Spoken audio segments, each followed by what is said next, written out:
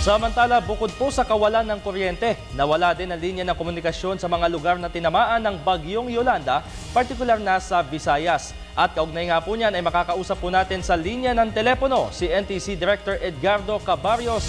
Magandang gabi po, Director Cabarrios. Ano po ito? Magandang gabi din, magandang gabi na po.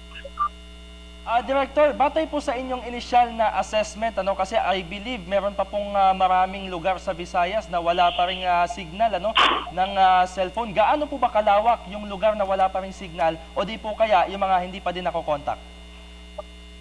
Medyo malaki po yung areas na naapektuhan, pero ang naapektuhan nung masyado dito sa communications facilities natin ay ang Leyte, yung Tacloban, particular Tacloban, yun yung Biliran, naapektuhan masyado yan. At yung Eastern Samar at iba pang lugar sa Visayas na apektuhan at ongoing ang restoration activities ng ating mga telcos doon.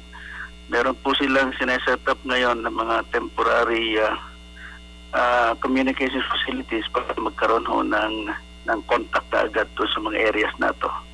Opo. Director, alamin lamang po namin kung paano po ninyo, kasi nabanggit nyo po na sumasailalim po sa restoration, paano po ba yung hakbang para po ito? Ano pong klaseng restoration po yung ginagawa po natin, sir?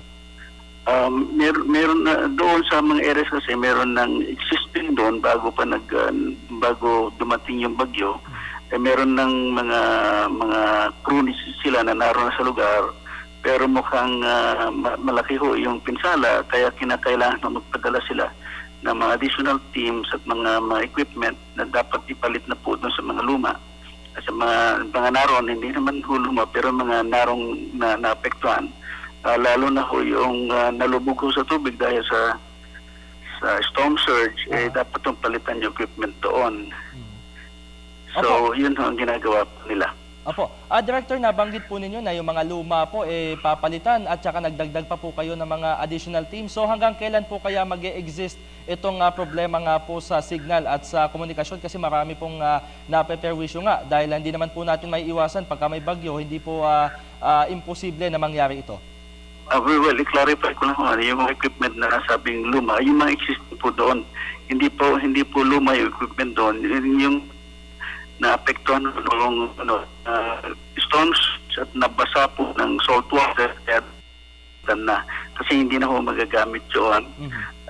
Meron na hong mga teams na nagpupunta roon at ni-airlift na yung mga equipment at yung iba pinapadaan ho sa barko, nanggagaling sa Cebu, nanggagaling sa Legazpi, nanggagaling sa ibang lugar, papunta na po doon sa mga lugar. Okay. At maraming salamat po, Director Cabarrios, sa inyong inilaang oras po sa amin. Magandang gabi po sa inyo. Magandang gabi din po.